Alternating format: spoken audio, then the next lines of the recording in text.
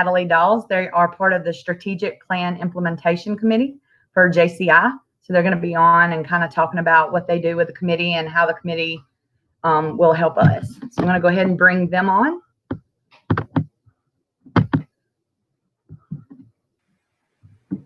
Hello, guys.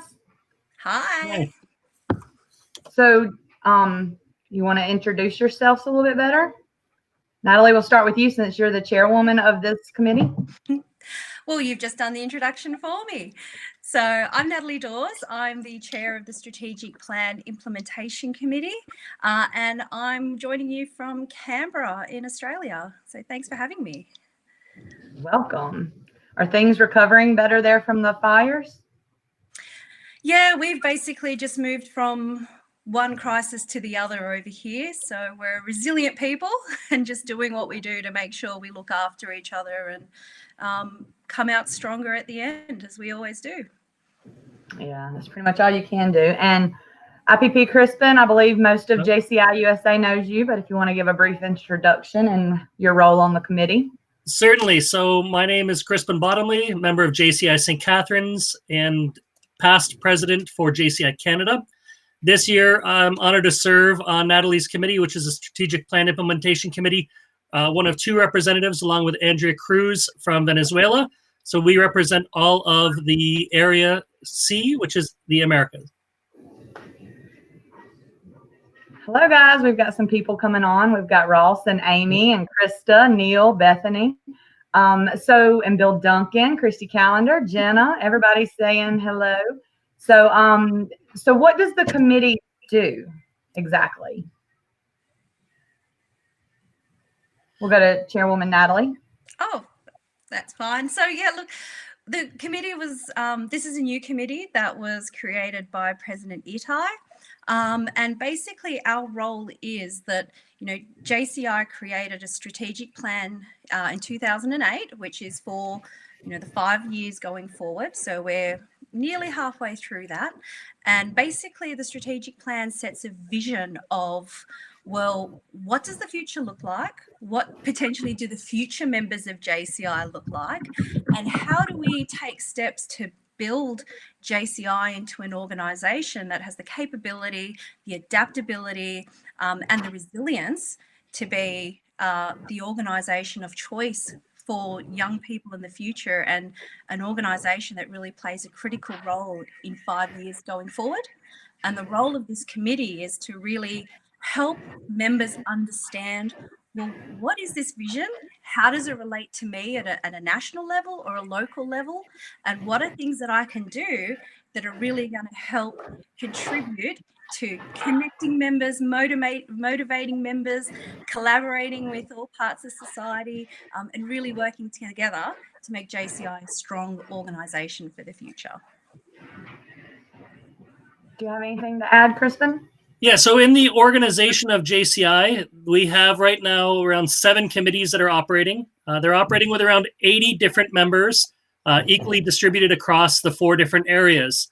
At World Congress, the president has a prerogative to make appointments, and these appointments are for members who have shown leadership in their own national organization or developing into leaders for their organizations and can contribute to the day-to-day workings of the operation.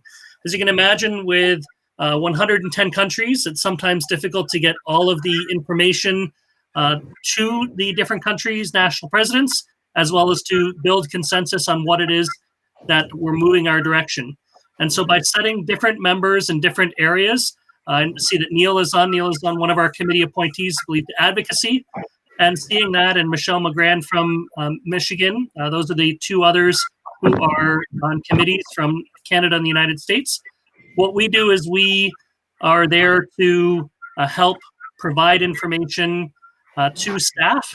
We make recommendations to the staff that they can help execute, as well as give an evaluation on how things are going for the International Board of Directors and for the International Executive Committee, so that they can form, so we are ready to make adjustments throughout the year by the time we get to the July board meeting of the executive and then on to World Congress.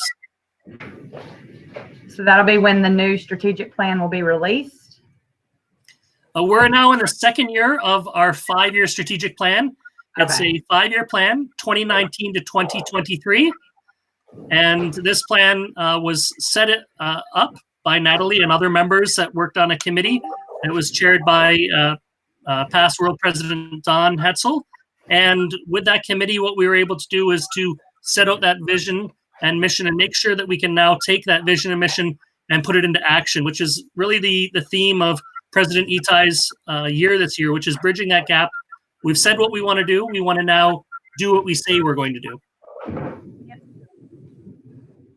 And how are we gonna start that?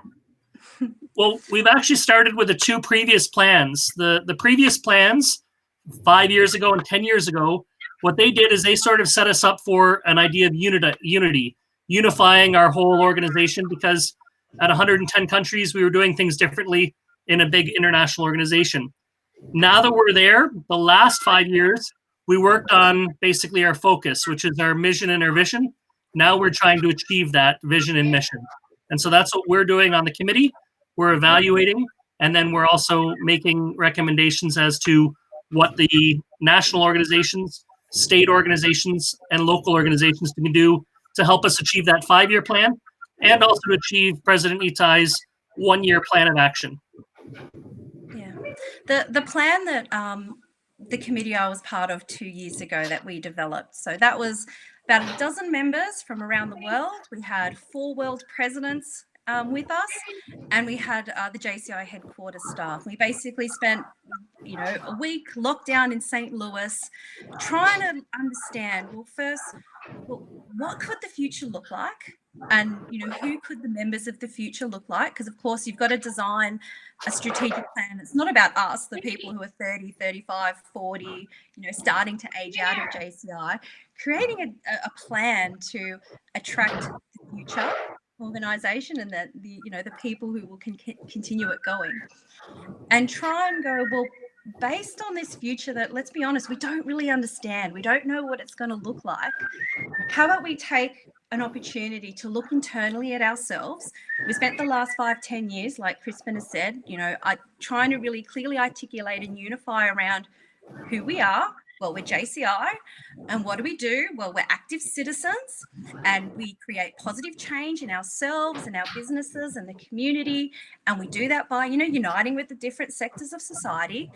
Well, the next stage is, how do we actually do that? So let's take a look at ourselves and what do we do? How do we do that? And really ask ourselves some tough questions about, is that the right way to be doing those things? Should we be innovating and trying new things so that we can be, like I said, have greater capabilities, greater adaptability, and greater resilience, that no matter what that future looks like, JCI is ready. We're going to be, ready to do our thing and to continue to create positive change in ourselves, in our business, in our communities in 5 years and 10 years' time. And one of the things that we as a committee, recognise as well, we can't predict what the future is going to be. But one thing we do all recognise is the world changes so fast these days. And, there's this acceleration of transformation happening all around us. So the first part is, do we let that transformation happen on its own? Or are we as JCI members going to take an active role in helping shape that transformation? And then the second part of that is, looking inside our organisation, what do we need to do to accelerate our own transformation so we can keep up and so we can meet the needs of the transforming world around us? Now, I have to say that, back in 2018, the future that's happening right now around us in 2020, we definitely did not foresee this. But what has become really clear in the last 2-3 months is that the acceleration of transformation of the world is now happening at an unprecedented state. What was normal 2 months ago, 3 months ago, doesn't exist anymore. And now we as businesses, as organizations, as families and communities are realizing that we have to really accelerate our own transformation to make sure that in a world where we're having to self-isolate and lock down and take a lot of these extreme measures to protect each other from the pandemic that's happening, we need to innovate and think differently about, well, how do we connect with each other? How do we motivate each other through these periods? How do we, invest in continuing to grow ourselves, our mental well-being, our physical well-being, but also the skills that we have.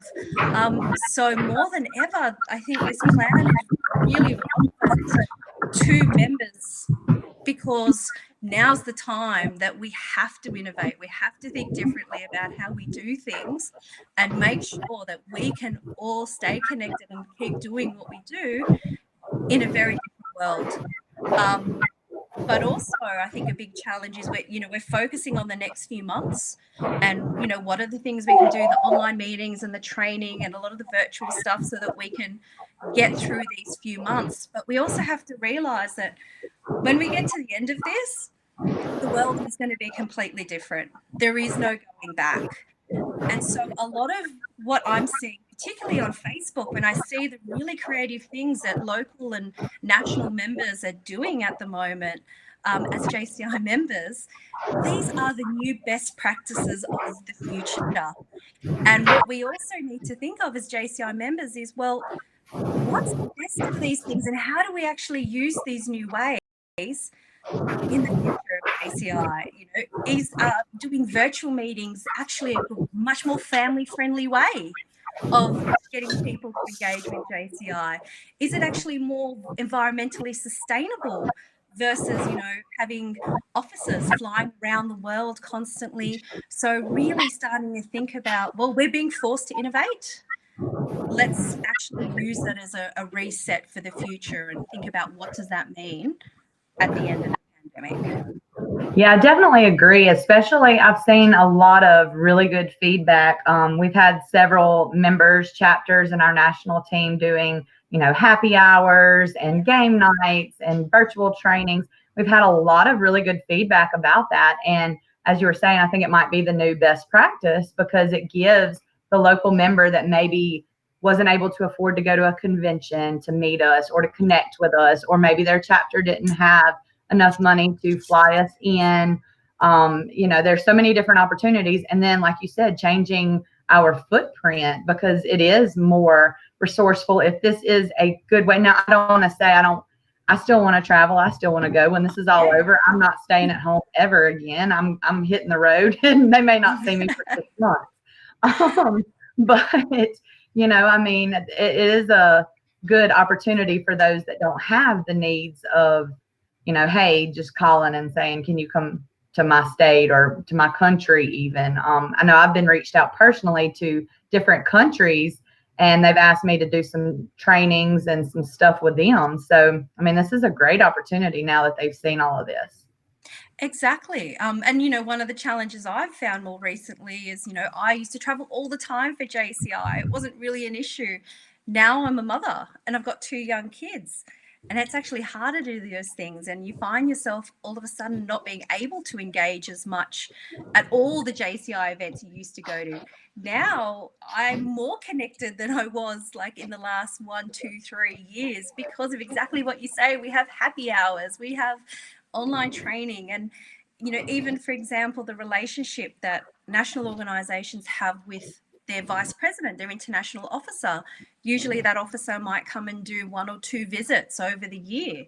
Now, at the end of this, they can still come and do their 1 and 2 visits, but we're actually getting into a pattern of having a lot more different engagement that actually is richer and can last the whole year and can allow more people to engage with that officer. So, it's not a complete substitute, but it's actually new ways and things that we can actually, at the end of it, go, well, what is the best way for us to run this organisation going forward? And I guess that's the real thing with the strategic plan, is that particularly when you're a local member, sometimes you look at this document and it's a very high level, it's come out of JCI headquarters. Does it really mean anything to me? I don't understand it. But if you look at those key themes of this plan, which are around connecting and motivating, in creating impact and collaborating and investing, what everyone is doing now is actually those things. These online training, well, they allow us to connect with each other. They allow us to keep motivated, but they're also investing, because engaging in training means we're building our own capabilities. So this plan actually is really relevant to what we're trying to do, and is perhaps a good resource that people should be downloading off the JCI website to help get some ideas around, well, what are other things that we can do in this time to achieve all of those objectives, and to really keep our love for JCI alive, because we can still be really, really involved. Crispin, do you have anything to add on to that? Exactly. Our chair did a great job summarizing what's happening now. And the theme of this plan is the accelerating transformation. And what we know is that it is going to be changing, and we have to be adaptable. So when you're looking at your structures, look at it that you need to set up that structures not the same way it's been done for 50 years. Look into the next 50 years, the next 5 years. Because if we can align our organization to help accelerate the impact we're having locally, don't be afraid to open up the bylaws, change the structures of the present day situations. It's not always the same. I know I've heard discussions on can we have people phone in and still have attendance for quorum and things like this. These are things that in our lives we've had to make adjustments for, just with the nature of how organizations, young people's organizations and other organizations exist. We had to make those modifications just to ensure we had quorum or other things. We already were starting to do this, but now we can incorporate that and make sure that happens. As Natalie said about motivating, it's motivating to our members to be able to reach out and see that they're not operating just as their own local organization, that they have 5,000 other local organizations that are experiencing the same challenges, that are having the same success that they are doing, and share those success stories so that they can be copied, so that they can be then expanded on or be improved if you want to do it a second time. So getting those surveys, sharing what those best practices are. This past weekend, some of us took a training on Train the Trainer, how to be an online instructor, but we want to now hear how the experience has been teaching those JCI courses. Share what it is so that we can then bring it back to our own local communities and ensure that we're using those best problems. And how can they get in touch with y'all? Y'all are on Facebook and... Yeah, so we've set up a Facebook page specifically for the committee. So if you search for JCI Strategic Plan Implementation, or at JCI SPIC, you can find us online. We as a committee as well are having to rethink how we do what we were planning to do this year, given a lot of the changes. So over the next few weeks and months, we will be developing some online training resources as well, ways that you can engage with us live or through Skype training sessions, materials that local and national organisations can actually take and deliver themselves. So there will be a lot of materials coming out and available through that Facebook page. But of course, you can also contact us directly as members through Facebook. And we've all got JCI emails as well. So for me, if you want to get in touch, it's Dawes, NDAWES @jci.cc.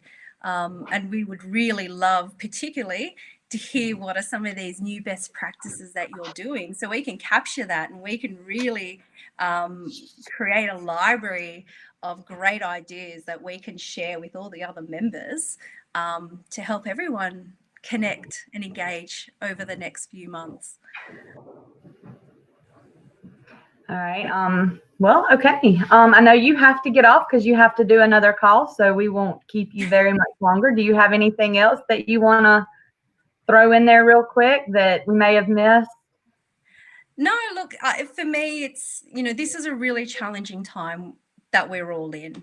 But I have to say it has been really, heartening to watch JCI members around the world really work together to firstly get out the key messages around how do we all look after each other and stay safe. But like I said, seeing JCI members really innovate and be creative and connect and smile through this. This is going to be a really stressful time, but JCI members are finding a way to really focus on some positives and their friendships and, the passions that they have. So I, really want to thank all the JCI members who are doing this and really encourage you to keep connecting with us as well, because we want to help you and we want to learn about what you're doing. So thank you, everybody. And of course, please stay safe and look after each other. Definitely. And you too. Thank you for joining us tonight, Natalie. Thank you. Bye. Bye-bye. So, IPP Crispin, do you have anything else that you needed to add? Yeah, we just wanted to make sure that this big document, as she said, that's up high level is available to local chapters. And any member has access to this document. It's on the jci.cc library. You'll be able to find that. And you can look at the large ideas, but they give you some examples of what it is. And just some examples that would fall in is ensuring that when you are looking at how are you investing your resources, making sure that we secure new resources, finding out new ways of being creative in our fundraising, how to allocate our resources, and supporting the objectives. So looking through your budget, looking through different things, as we know that this will be different times, knowing also what sort of your membership goals are, collaborating with others in the community. It's a lot easier to move a big boulder forward if you have the support of the community. And if you can get your community behind you, you start by leading it and saying where you want to go and get the community supporting you, you can really get there. And again, using that connections that we have, not just in JCI USA, but around the world. We're a global organization. So make sure that you do that. Follow something going on outside of your home chapter, outside of your home state, and see where you can learn new ideas. I think you're pretty much the master of that, though, aren't you? Because you send me links a lot of different things going on. Well, it can be used in Mississippi or it could be used in Mozambique. There's lots of different ideas, and if we don't try the opportunities, and this is where JCI lets you try those things in a safe environment where you can get a chance to build your own skills and improve your community at the same time. Yeah.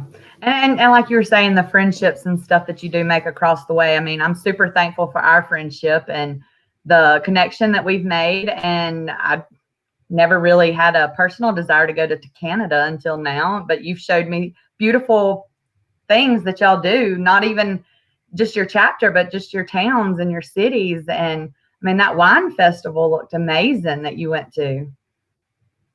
So yeah, and that invitation is open to members from across JCI USA.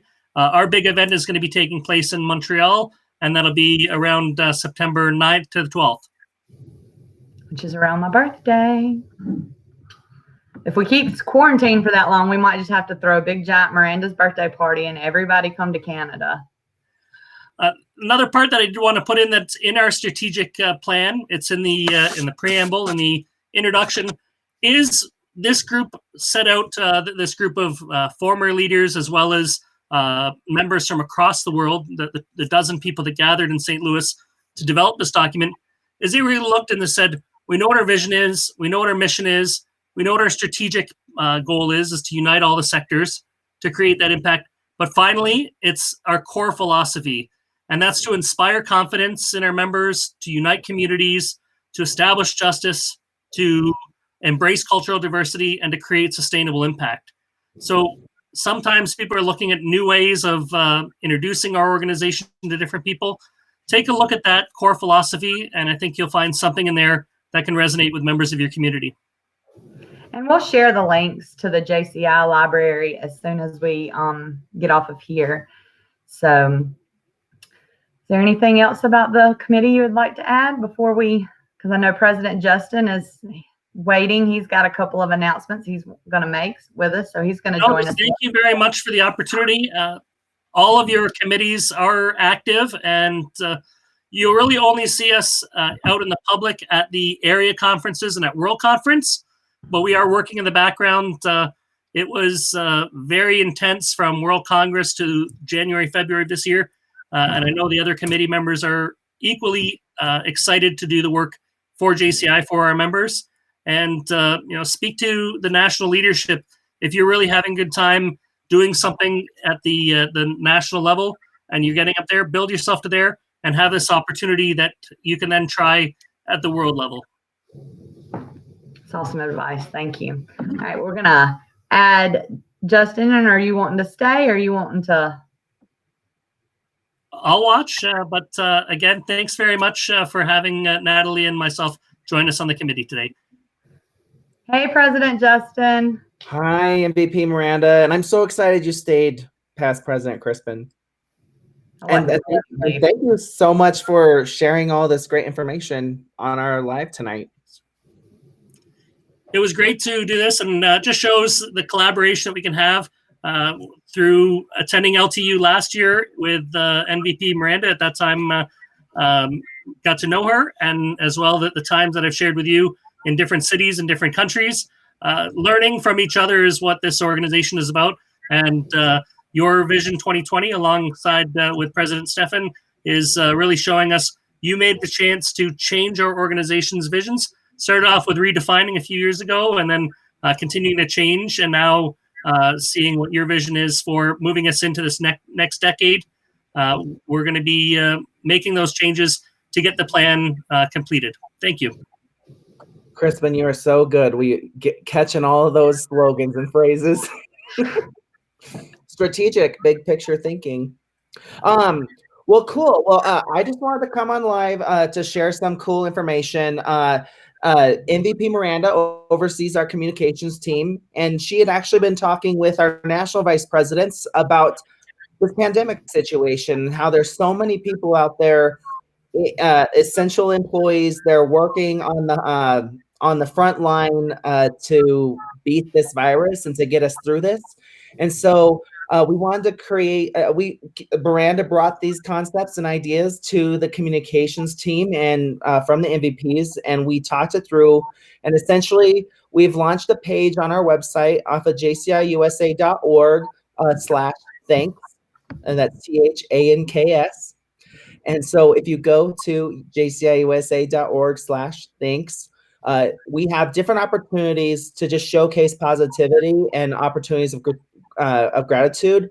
And we want you to go there and show your gratitude by submitting people's names who are out there doing great work right now during this pandemic.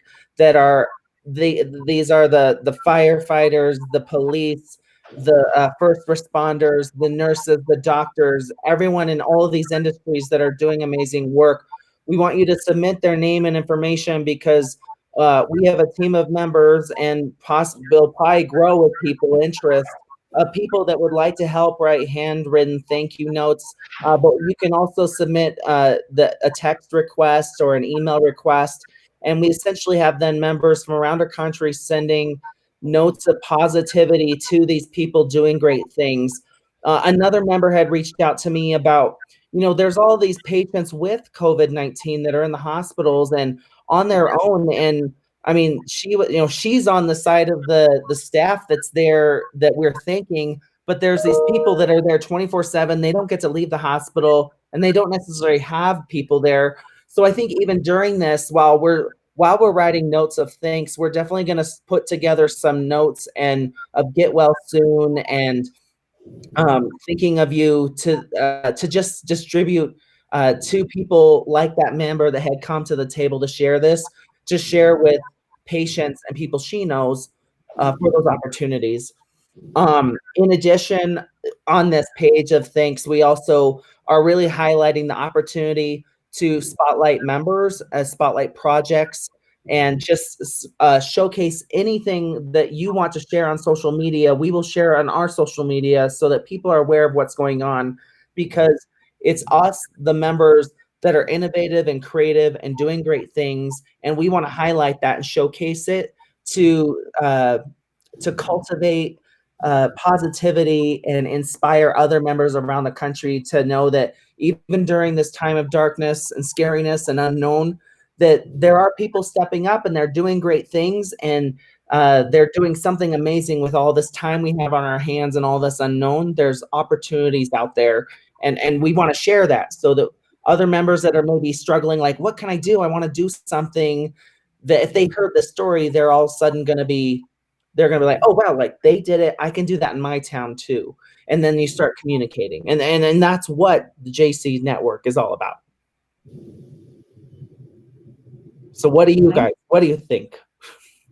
No, I mean, I think it's a great idea, and I definitely, I'm one of those that do like to show appreciation for people, and right now is the time, and I say think outside the box. There's people that are working at our grocery stores. There's people that are working for Waiter and Uber Eats, and they're driving buses in these larger cities to get these healthcare workers still back and forth to work. Because, I mean, here in Mississippi, everybody drives a car, but, you know, in those bigger cities where public transit's the only way, that still has to go on, and there's still somebody that's taking these people to work. So think outside the box. Definitely submit anybody. If this does get too big, we will reach out and we'll find other ways to have other people thanking people. But right now, we as a XCOM members and everybody else, I think it's going to be great that we do this and show our thanks as an organization.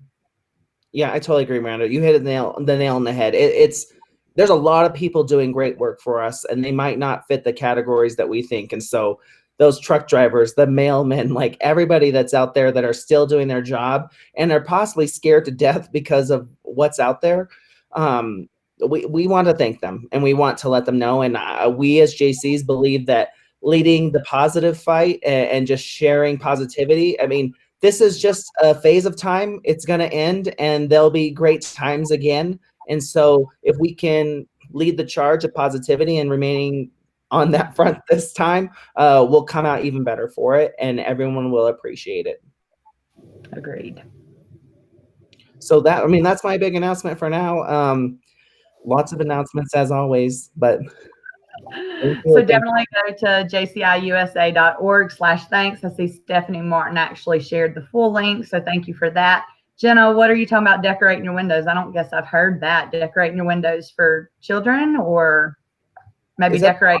Is it the hearts thing? Like there's a group that you make hearts and you put colored hearts on your windows to show that you're that. I live on a cul-de-sac, so nobody, I mean, the mailman would see it here. They might like it. Yeah. Definitely, because my Amazon orders have gotten out of control now that I've been sitting at home all the time. So I definitely need to do something for her. Yeah, Mara says even dropping off snacks at the hospital. We can't go into our hospital unless you go in through the emergency room. I don't know how that works, but we can't go visit people at our hospitals. So I'm sure they'd probably let somebody drop something off at the front door though, but that's definitely a good idea. And I know that seems like every town is doing Easter egg hunt on the windows. I've not heard of that either. Oh, I have heard about the bear hunt. Apparently there's a children's book, The Great Bear Hunt, and everybody's going for walks and looking for teddy bears in your yard. I need to research that more too. So I haven't heard of the Easter egg hunt on the windows, but I've got plenty of time on my hands, so I can make Easter eggs on my windows. So the only other announcement I think we have is membership closeouts still supposed to be going for the 31st. Yes. As far as I know. And they have a virtual social after this. I will repost the link. MDD Ross and MVP Margot will be hosting that. It's open for anybody. You don't have to be a member. So if you have anybody that you just talked to on a normal video chat, they're welcome to join. It'll be on Zoom meeting, so that takes place in about 25 minutes. Otherwise, I think do we have anything else, Justin? No, I think that's it. Just like, thanks everybody for coming on and listening to us, and just learning great information that Miranda is able to gather people from around the world and talk about this information. Crispin, do you have anything else to add? Just thanks for the opportunity, and thanks for continuing to give hope to everyone. We're all doing this together, and showing each other that we're experiencing the same thing is going to help a lot of people. So not everyone is able to have the experience that Justin has, sometimes working remotely, but now we're getting to experience what a national president gets to work like. Yeah. I was going to add, Ross did add, so Membership Development Director Ross says, if you have questions on closeout for membership processing, you can contact him at rratliff@jciusa.org. All right. I have one thing, because I said I was going to ask, and I was supposed to, I don't know if Alan was here, but I was supposed to find out with you and Alan how you actually get the cats out of the tree using a fire truck, because we had this whole discussion last week on police versus fire, and we personally don't get cats out of a tree. So how do they do it in Canada, please?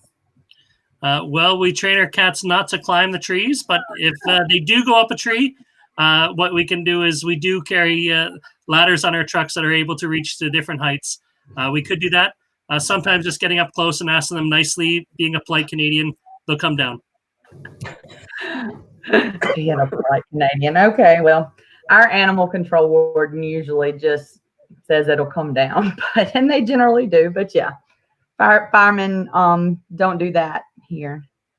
But it's because we also don't have big giant trucks. We don't have 2-story buildings. We might have a couple of 2-story houses, but we have no need for the big giant ladder trucks. So, all right, you guys. Well, thank you, and we will be back with Leadership Live next week. Thank you.